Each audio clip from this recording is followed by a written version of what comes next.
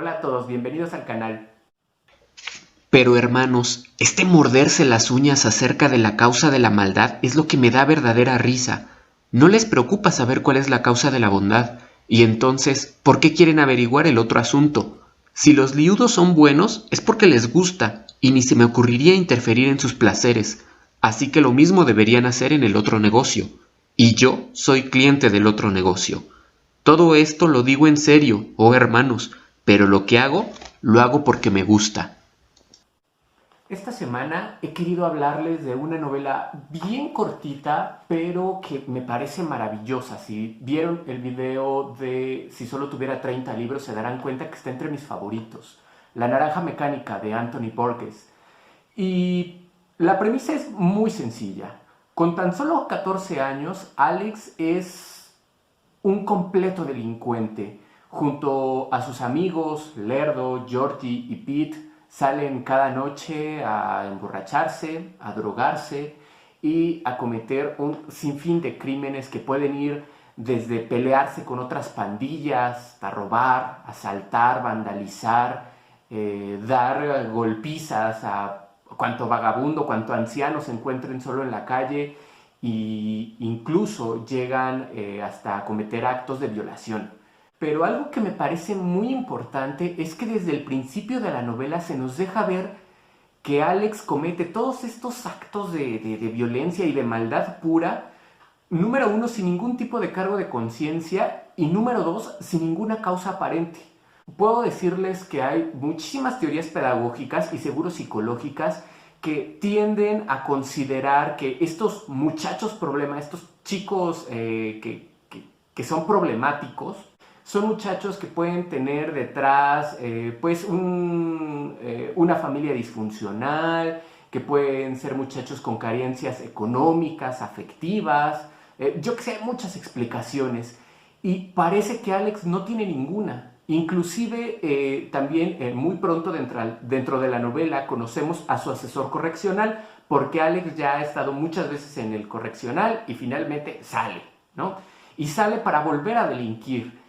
Su asesor dice, es que yo no lo entiendo, vienes de una buena familia, no tienes carencias económicas, vamos, Alex no es rico, pero es de una clase media trabajadora. Ciertamente, pues sus padres parecen quererlo mucho, aunque eso sí, son bastante tolerantes, ¿no? Este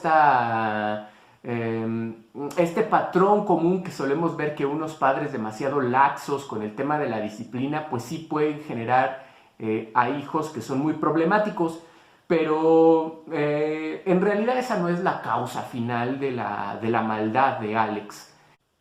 Y Alex nos lo dice en un momento de la novela. De hecho, es el fragmento que yo les leí al principio y con el que empieza este video.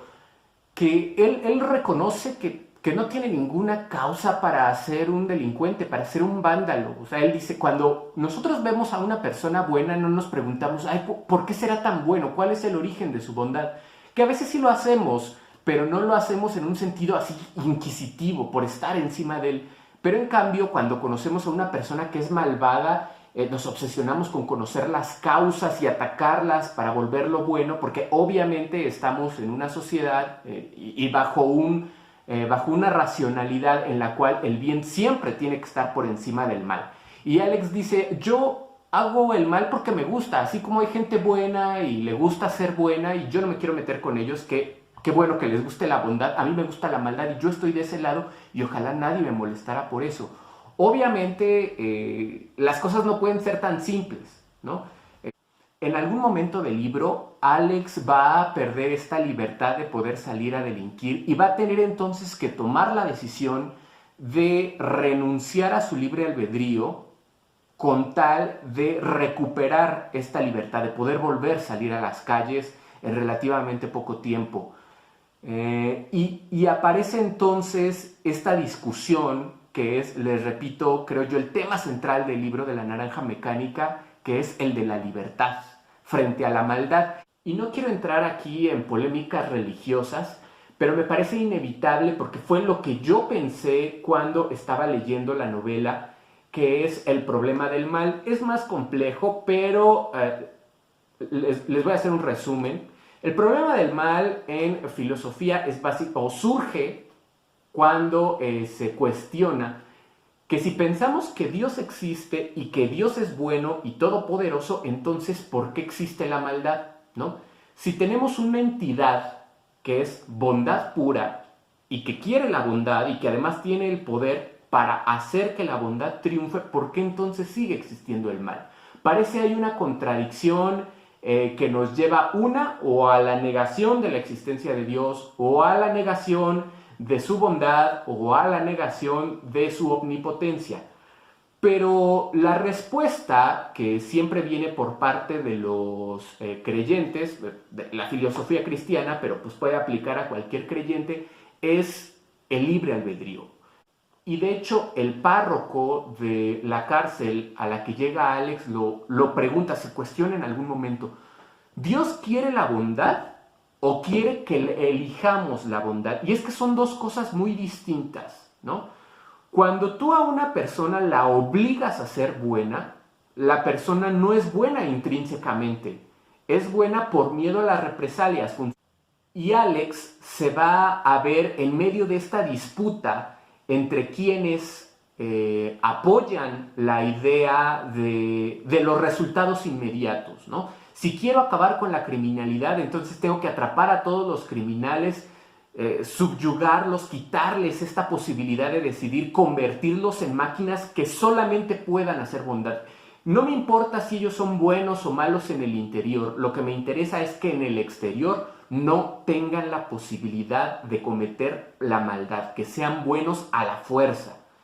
Y por el otro lado, como un personaje que es el escritor, que también se llama Alexander, y que él defiende la libertad absoluta, ¿no? Dice, no podemos sacrificar nuestra libertad por un poco de seguridad.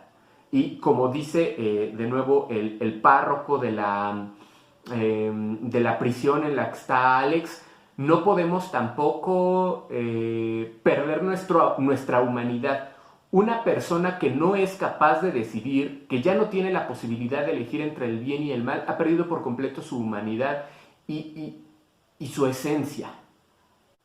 He tratado de llegar hasta este punto sin cometer spoilers. Si lo he hecho, discúlpenme, es que me cuesta de verdad muchísimo trabajo hablar de un libro sin hacer spoilers. Pero bueno, yo los invito, sé que siempre digo lo mismo en los libros que les recomiendo, pero miren, este además es un libro súper cortito, se lee de verdad muy muy rápido. Cuesta un poco adaptarse porque el autor utiliza ciertas jergas inventadas para el libro y cuesta un poquito de trabajo adaptarse a ellas, pero no es un libro difícil de leer.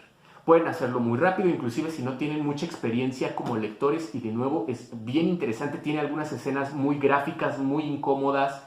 Sí hay que tener el estómago un poquito fuerte para aguantar esas escenas, pero siempre el morbo ayuda a que acabemos un libro, ¿no?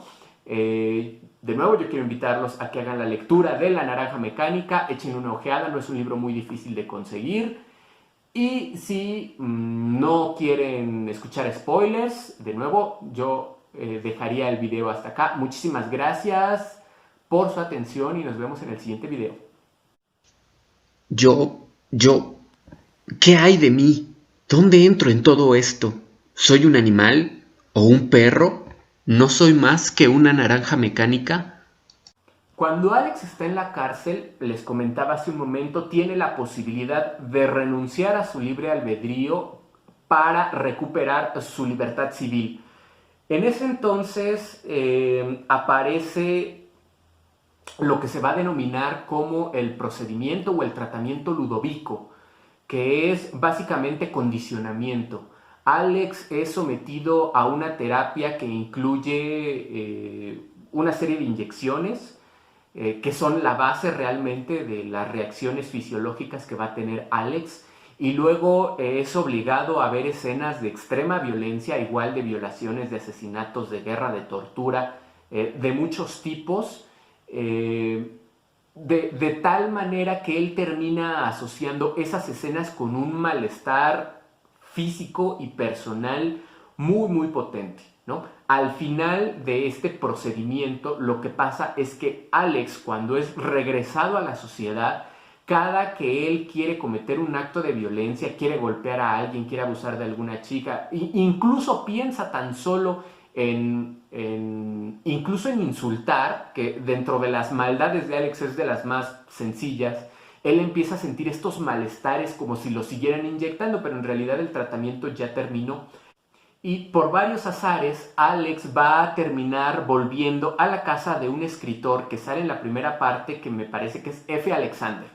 Todavía antes de que Alex fuera encarcelado, mientras estaba con sus amigos, en algún punto de la novela se van a meter a la casa de este escritor, de F. Alexander, lo golpean y a su esposa la violan, obligándolo a él a ver estas escenas. Más tarde, eso no lo sabemos ya hasta esta última parte, la esposa del escritor de F. Alexander muere. Y él entonces, pues, se queda con este rencor contra Alex y contra sus amigos, pero cuando Alex llega ya, después de haber sido sometido al tratamiento Ludovico, y llega a la casa de F. Alexander, él no lo reconoce de inmediato, ¿no? Al principio sabemos que Alexander lo recibe con la intención de ayudarlo, pero también de utilizar a Alex como propaganda antigubernamental, ¿no? Ya les decía hace un momento que este escritor era un defensor de la libertad en contra de la seguridad que ofrecía este condicionamiento que, como bien él decía, convertía a la gente en una persona sin alma, sin la capacidad de decidir. Y ya para terminar, quiero hablar acerca del último capítulo.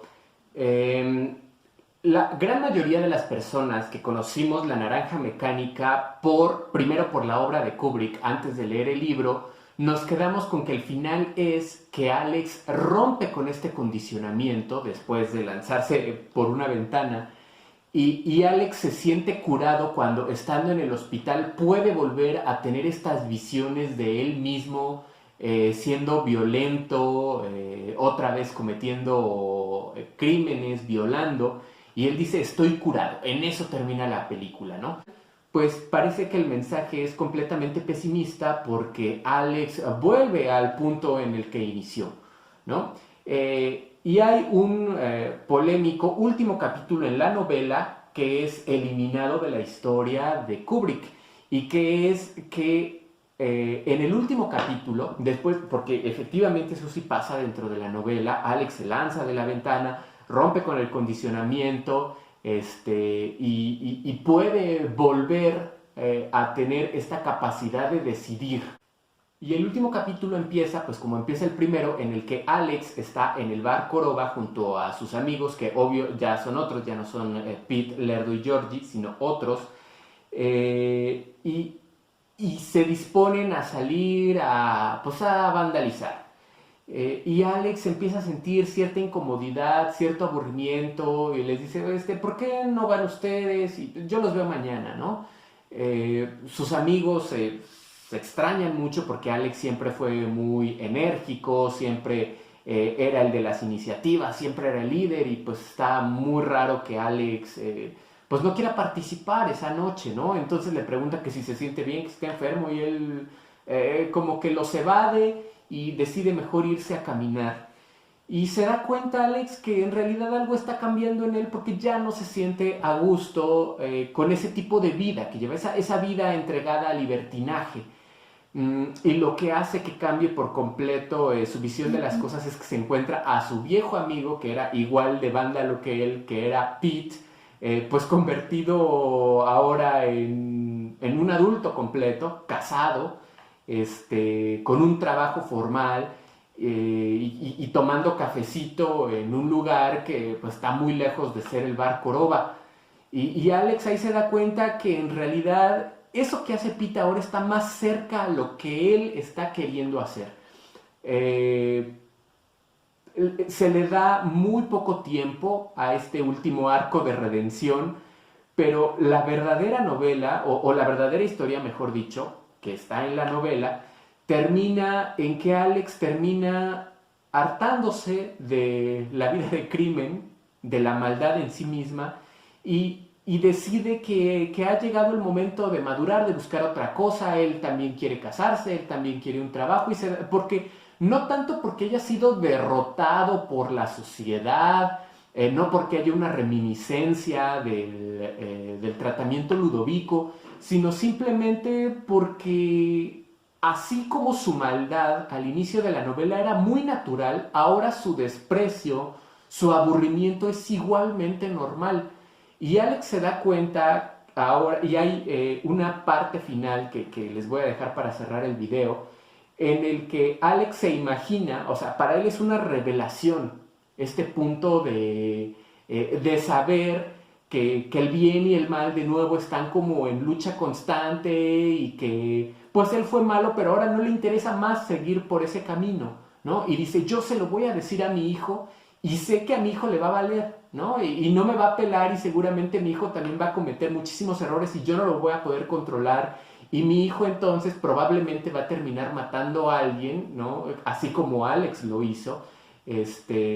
Y luego él se va a regenerar y va a entender que la vida es diferente, va a cambiar, va a madurar y entonces él ahora va a sufrir con su hijo porque él va a querer transmitirle esto que yo estoy pensando ahora a su hijo, que sería el nieto de Alex, y dice, y también va a fracasar y así va a ser un ciclo interminable, ¿no? Como de hecho parece ser siempre los papás luchando contra los impulsos juveniles de sus hijos sin mucho éxito, ¿no? Este final es realmente muy importante, a mí me gustó bastante porque sí tiene algo de pesimista, porque al fin de cuentas nos demuestra que no hay una receta, no hay un camino certero para acabar con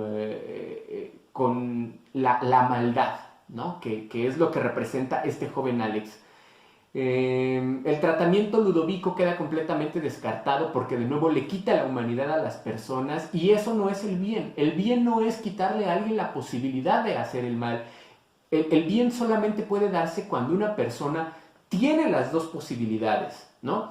Puede hacer el bien, puede hacer el mal y elige el bien. Esa es una buena persona, no aquella a la que se le impone la bondad sin ninguna otra posibilidad. Y entonces Alex llega a un momento en el que efectivamente se redime, ¿no? Pero bueno, pasa con Alex, pero también pudo no haber pasado. Pudo realmente terminar la novela como termina la película y darnos a entender que así como hay personas que en algún momento maduran y cambian, hay personas que no lo hacen, ¿no? Y es normal, porque es parte de la naturaleza humana tanto ser capaces de bondad como ser capaces de maldad. El propio Anthony Borges lo dice al principio de la novela. Es completamente inhumana una persona que es totalmente mala como totalmente buena. Somos finalmente el claroscuro en el que esperamos, de nuevo, por la sociedad en la que vivimos, por nuestra cultura, por nuestra racionalidad, por nuestra moral, que el bien triunfe. Pero finalmente aún la mejor persona del mundo tiene dentro de sí algo de maldad y seguramente la peor persona del mundo tendrá también dentro de sí, aunque sea un pequeño atisbo de bondad. Cuando tuviera un hijo se lo explicaría todo en cuanto fuese lo suficiente estarrio para comprender, pero sabía que no lo comprendería o no querría comprenderlo, y haría todas las veces que yo había hecho. Sí, quizá incluso mataría a alguna pobre estarria forella entre cotos y coscas maullantes, y yo no podría detenerlo, ni tampoco él podría detener a su hijo, hermanos, y así te haría todo hasta el fin del mundo, una vez y otra vez y otra vez.